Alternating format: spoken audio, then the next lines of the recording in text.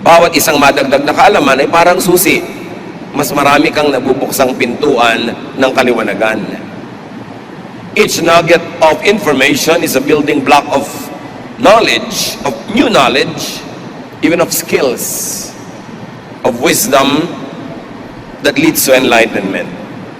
So the mind should not be trapped in and limited to the first idea. What do we mean? Una-unahan ang mga ideya na magtira sa ating isip.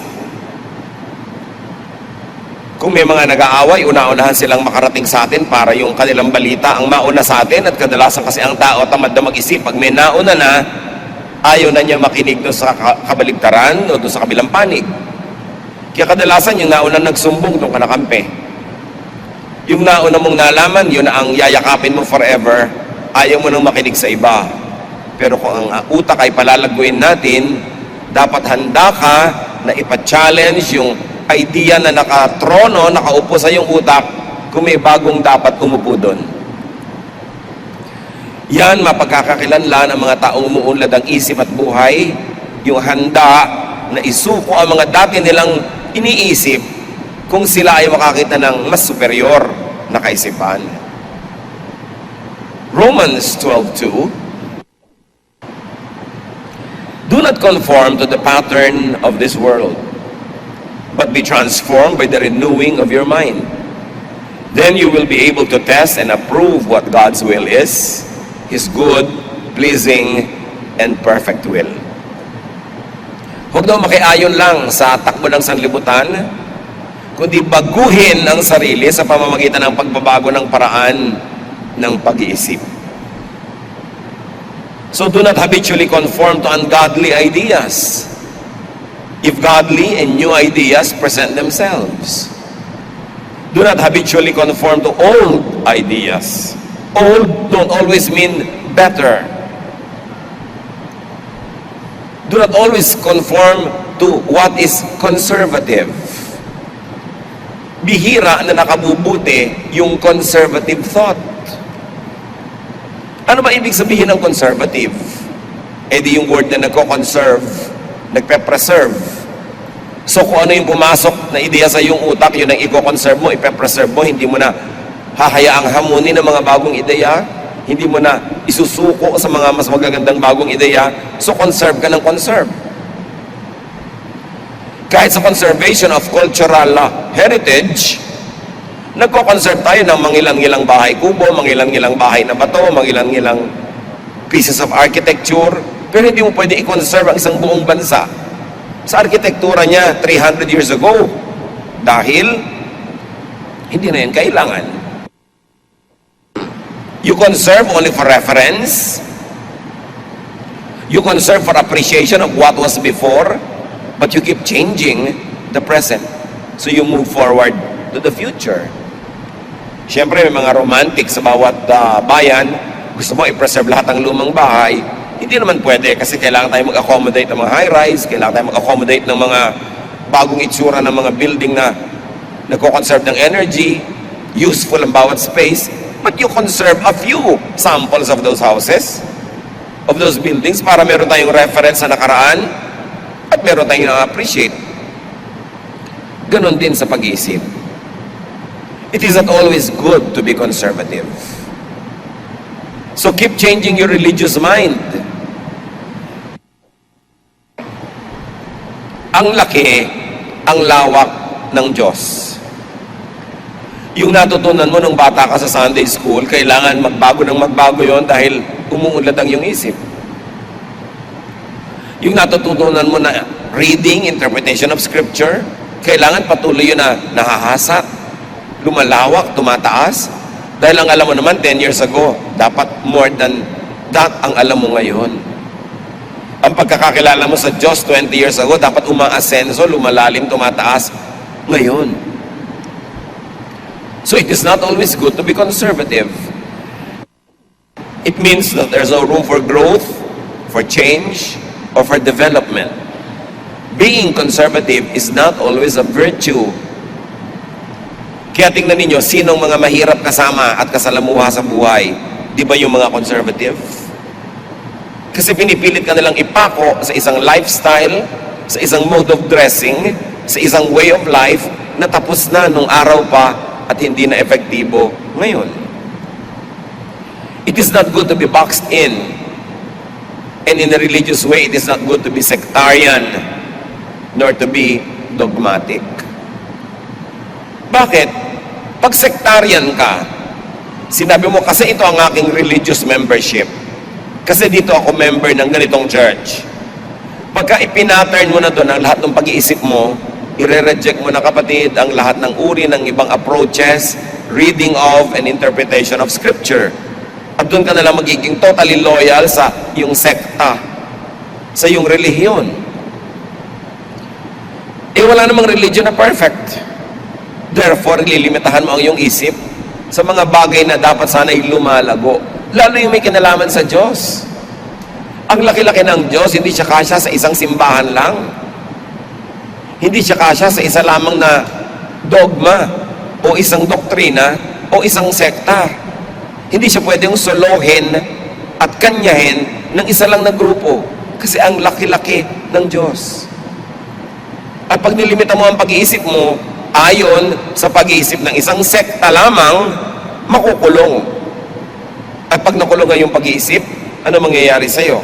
Magiging dogmatic ka, mali ang lahat, kami lang ang tama. Magiging judgmental ka sa iba, mali sila, kami tama. At magiging self-righteous ka dahil ikaw ang tama.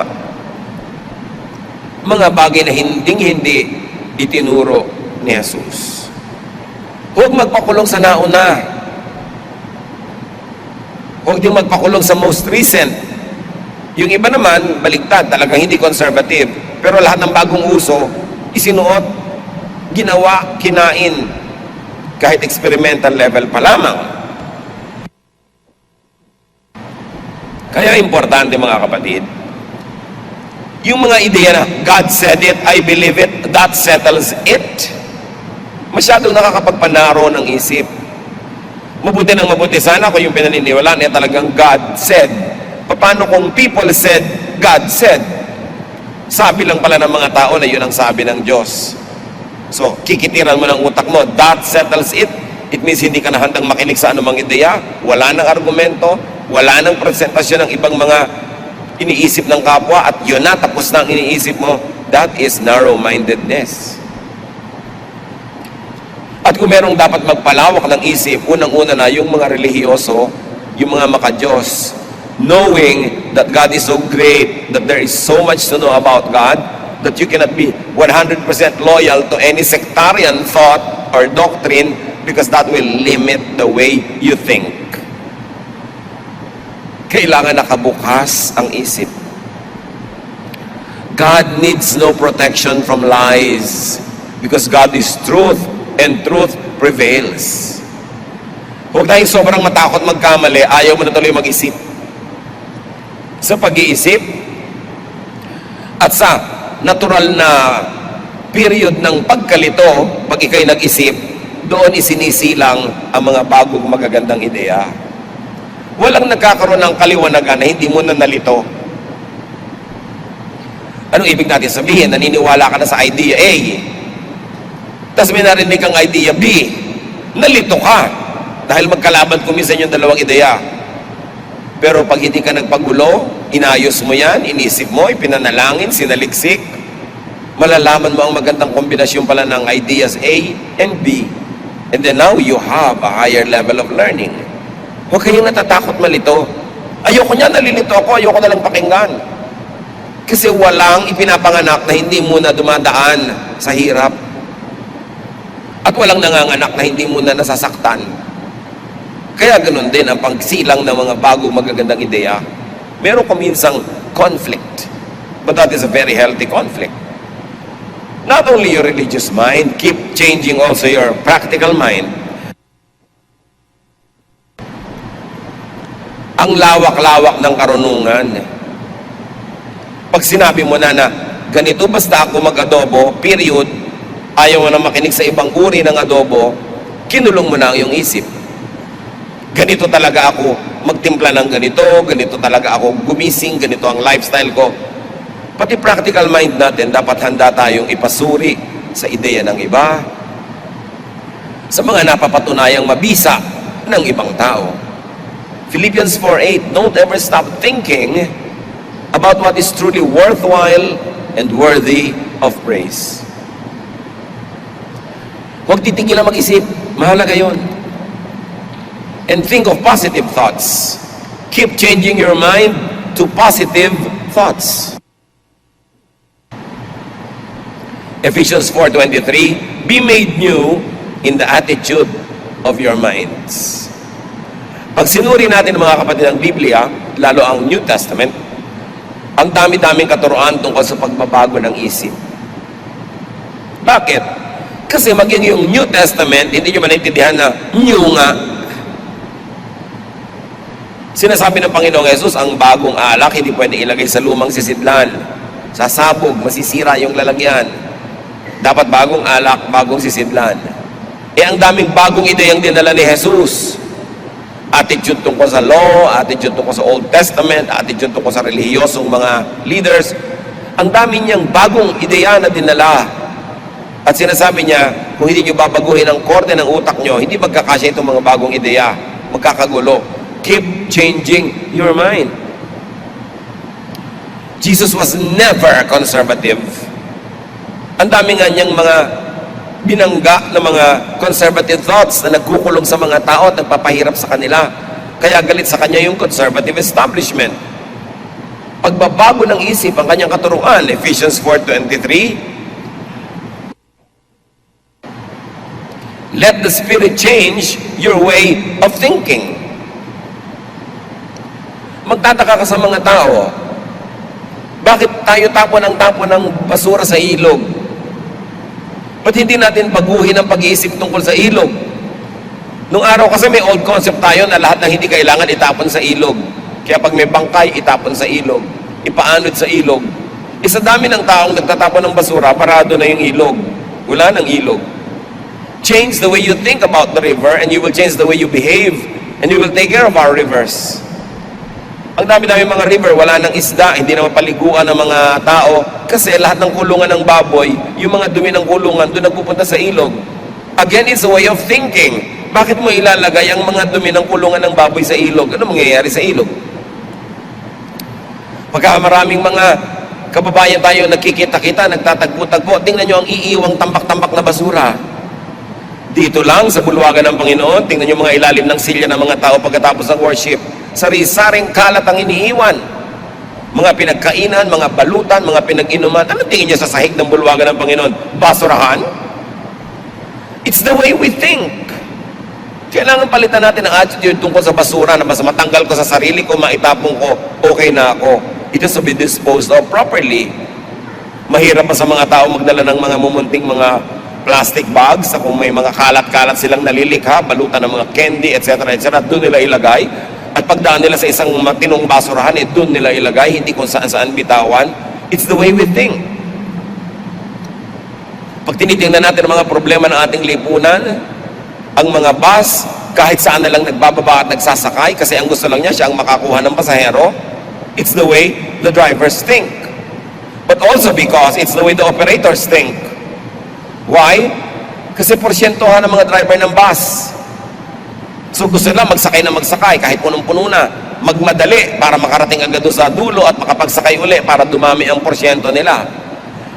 Sasabihin naman ng iba, bakit hindi natin lang bigyan ng fixed salary ang mga driver para hindi sila ganon? Pag binigyan mo naman ng fixed salary, hindi na magdadrive. Ang bagal-bagal na kahit walang pasahero, okay na sa kanila kasi fixed naman yung salary. So sinong may problema? Yung operator, yung pasahero na kahit saan gustong bumaba at sumakay, bababa at sasakay, yung driver, sino? Lahat, ang buong lipunan. So sino nagdurusa? Tayong lahat. Nakita nyo lang kaguluhan ng mga public cemetery natin? Wala ka ng lakaran? Nung nakatalikod ka, biglang merong naglagay ng nicho dito sa daan, may lumampas, merong nakatagilid, may nakatiwarek, patong-patong, ang gulo-gulo ng lipunan natin. We should change the way we think. Sobrang makasarili ang mga tao, hindi iniisip ang ikakabuti ng komunidad at lahat naman tayo nagdurusa. Kaya si Jesus mismo ang itinuro niya sa mga tao, baguhin nyo ang inyong pag-iisip. Hindi pag wala kang pera, ang iniisip mo, kanino kaya makautang? Again, it's a kind of thinking. But hindi mo iniisip, paano kaya ako kikita? Hindi yung paano kaya ako manghihingi. Pag-iisip, mahalaga. So let the Spirit change your way of thinking so you'd become more and more godly. Newness, renewal comes with new and renewed thinking. At sabi sa 1 Peter 1:13, be alert and think straight. Kailangan mapagbantay. Kasi laging mayroong gustong umakay sa ating isip at dalhin sa direksyon na gusto nilang puntahan natin.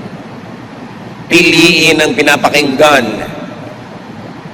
Huwag makinig lagi sa mga sulsol, sa mga emosyonal na mga lapit sa atin ng mga tao dahil lumalabo ang ating pag-iisip. Kung paano ka mag-isip, yan ang magiging buhay mo. Nakikita nyo, may magkakapatid, pare-pareho ng buhay nung maliliit. Pag nagtandaan, nagkakaiba-iba ng buhay kasi iba-iba mag-isip. Merong tamad mag-isip. O ang iniisip, puro katamaran, puro humingi, puro umasa sa iba, habang buhay ka nun. Meron naman ang iniisip kung paano lilikha ng kayamanan, paano magtatrabaho, umaasenso sa buhay. Kung paano ka mag-isip, doon ang magiging punta ng iyong buhay. Kaya kailangan malaya ang tao na mag-isip ng tama. John 8:32, you will know the truth, and the truth will set you free. Free from hell, free from ignorance, free from difficulties and hardships that are not necessary in life, free from the imprisonment of the mind. Knowledge sets free. Bakit ginagamit yung word na freedom? Kasi alam na alam ng Bible writers na ang utak ng mga tao nakakulong. Kaya sinasabi, truth sets free. Sino bang pinapalaya? Di ba yung nakakulong? Kasi alam ni Jesus ang tao nakakulong sa kamalian. Nakakulong sa maling paraan ng pag-iisip. Kaya gusto niyang palayain ang mga tao mula dito. Nakikita ninyo, may mga bansa na biglang lumalaya. Ang dami-daming bansa sa Africa. Dati, colonized sila ng mga Western monarchies. Nung nagrevolusyon sila at lumaya, ano nangyari? Ang dami-daming banana republic. May isang republika ngayon, may coup next week, bagong republika, nakakalimang republika na sila sa loob na isang buwan. Ubusan sila ng ubusan, patayan sila ng patayan. Mainam pa nung iba ang mga masters nila na foreigner na namamahalang mabuti. Kasi iba ang takbo ng mentalidad.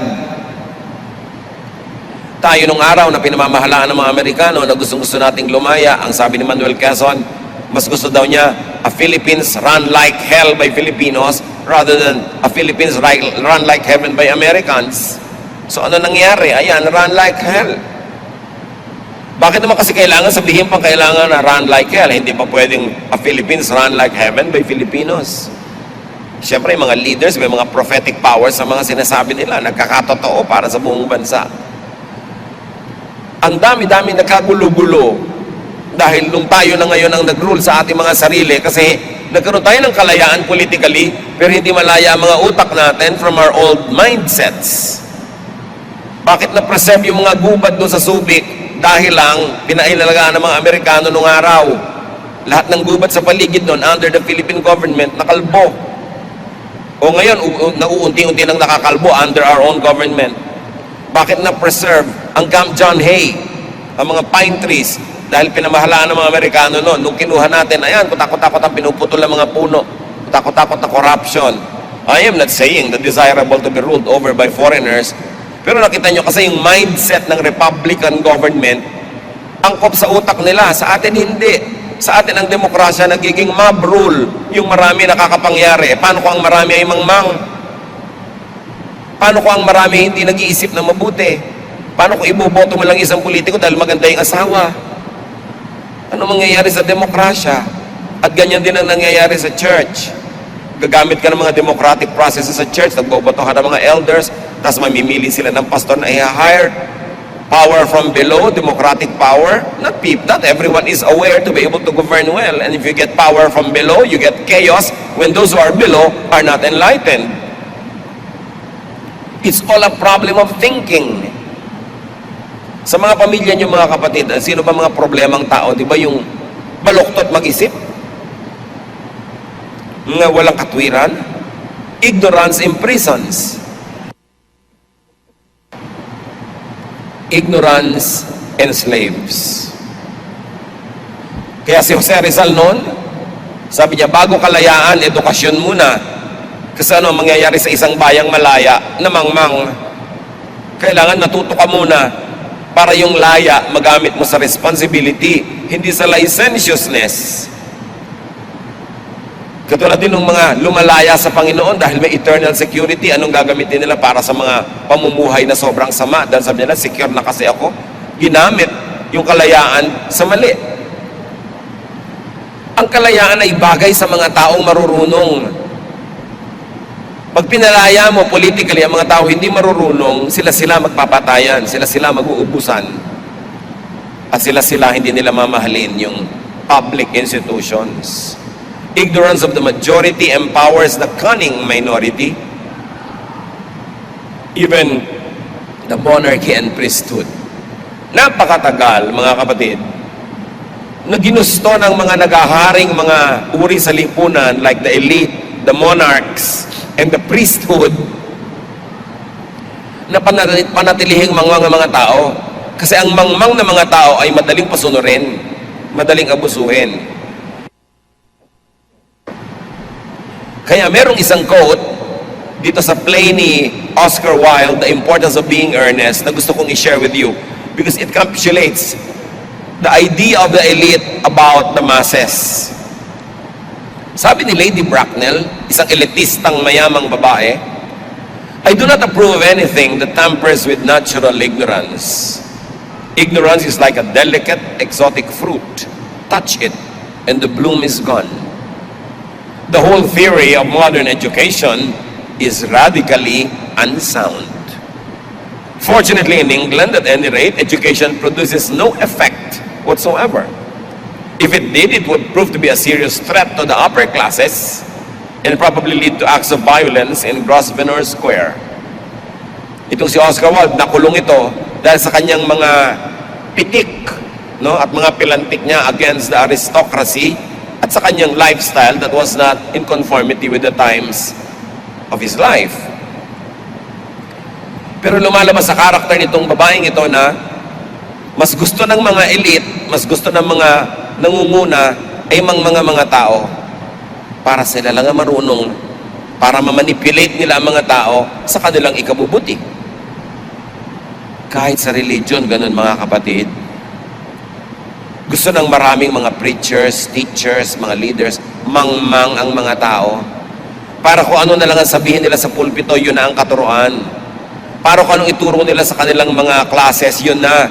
At ang mga tao hindi na nag-iisip para sa sarili, hindi na nagsasaliksik. Mas madaling i-manipulate. Madaling pasukahin ang mga donation. Madaling pilipitin at gamitin. But that is not the way of Jesus. Jesus teaches the truth, and the truth sets free.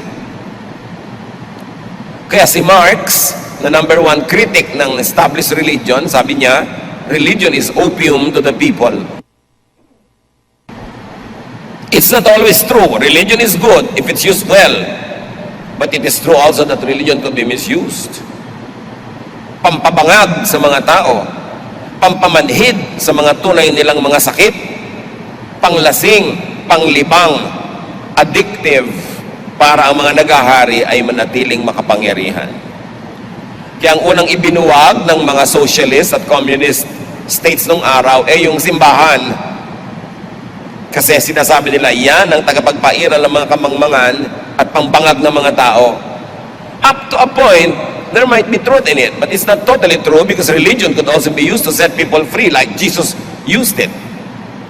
Kailangan lang kanino ka nakikinig, ano sinusundan mong ideya para lumaya ka ba o ikaw ba ay makukulong ng kamangmangan. Not the first by whom the new is tried, nor yet the last to lay the old aside. Importante. Mag-ingat din naman, hindi lahat ng bagong uso, isasakay ka na agad. Sabi, huwag naman ikaw kauna-unahang sumakay sa bagong uso kasi hindi pa nasusubukan eh. Pero huwag naman ikaw kahuli-hulihang magbitaw sa mga luma. Kahit sa church life, ang daming uso. Uso ang ganitong paraan ng pagtuturo, uso yung ganitong administration, uso yung ganitong paraan ng pagkanta. Ang daming mga tao litong-lito na dahil tuwing umaten yung kanilang leader sa isang seminar, lalo abroad, pag uwi, may bago na namang uso. Nagkakagulo-gulo yung mga tao, nagkakandalito-lito. Don't be the first by whom the new is tried, nor yet the last to lay the old aside. Sabi ni Alexander Pope. May wisdom, obserbahan mo muna yung bago. Pero pag nakita mong effective, doon ka nalang unti-unting makiuso doon. Huwag ikaw yung nauuna, hindi mo pa nasusubukan eh. Dahil yung mga disadvantages sa iyo mapupunta. But always be free to grow. Colossians 3:1-2. You have been raised to life with Christ. Now set your heart on what is in heaven, where Christ is and rules at God's right side. Think about what is up there, not about what is here on earth. Pinabangon na daw tayo at itinaas kasama ni Jesus, so ang utak natin dapat nasa taas, wala sa baba. Hindi laging geographical yung sinasabing langit na nandun sa malayo. This verse could be read as, think like Christ, put your mind in the heavens, palaguin ng utak, palakihin, pataasin ang pag-iisip, para maabot mo ang mga makalangit at matataas na bagay. Heaven could also mean a mindset, a level of thinking and awareness. 2 Corinthians 3:18, the Lord's Spirit makes us more and more like our glorious Lord when we get to think like the Lord. Goal ng mga Kristiyano, maging Christ-like. How will you be like Christ? Only when you think like Jesus. Not by doing what Jesus did, nagpapapako ka sa krus, kung ano-anong gagawin mo, kinokopya mo yung ginawa niya. No. Think like Jesus thought. And you will be like Him. Ang pinakakamukha mo naman eh, yung taong kamukha mo mag-isip. Yun ang pinakakasundo mo, at yun ang pinakaswak sa iyong sariling mga values. So mga kapatid, keep examining your thoughts. Hindi ko mo luma, hindi ko mo matagal na, at hindi ko mo tama noon, eh laging yun ang pinakamahusay kahit ngayon. Proverbs 14:12, there is a way that appears to be right, but in the end, it leads to death. So dapat, suriin talaga, pakaingatan. Proverbs 24:7, wisdom is too much for fools. Their advice is no good. So huwag makikinig sa mga mali-mali, baluktot, magpayo. Pumaparada kahit saan, kalat ng kalat, napipintasan tayo at nalalait at bumababa ang pagtingin sa atin. May mga bansa sa labas ng Pilipinas na maraming Pilipino, pag nagkita-kita sila doon, ang iiwan nilang kalat, bundok-bundok, tambak-tambak, para silang mga santambak na basura. Ano ang nililikha na impression tungkol sa ating lahi? At dahil sa mga impression na yan, anong nalilikha niya ng mga salary ranges para sa ating mga kababayan, anong mga posisyon ang binibigay nila kung mababa ang pagtingin nila sa atin. Paano naman tayo gagalang kung magkikita-kita tayo, ang iiwan natin bundok-bundok na basura, simpleng basura, hindi natin maayos. Maayos pa ba natin ang bansa? Change the way you think. Improve the way you understand and get understood by your world. Keep changing your mind for the better. Change from glory to glory. And very importantly, mga kapatid, change your mind to understand people. Think about this. Kung lagi kayong naiinis sa asawa nyo, hindi naman siya nagbabago, it's time to change your mind about your spouse. Change the way you think about her or him. Naiinis kayo sa nanay nyo, naiinis kayo sa anak nyo, naiinis kayo sa biyanan nyo, hindi naman siya nagbabago. Ba't din na lang yung pag-iisip nyo, baguhin nyo? Unawain nyo siya. Mas bigyan nyo ng lugar para maunawa nyo. Change your mind so you understand people, especially your loved ones. Especially those who love you. Change the way you think so that you can promote peace and understanding and love among people. Kung lagi ang pag-iisip nyo ang nakakauwian ay nakakalaban nyo yung kapwa nyo, nagtatalo kayo, nag-iiba-iba kayo ng mga ideya, baguhin nyo na ng pag-iisip nyo para magkaroon ng katahimikan. Kesa patuloy naman, manindigan kayo sa inyong pag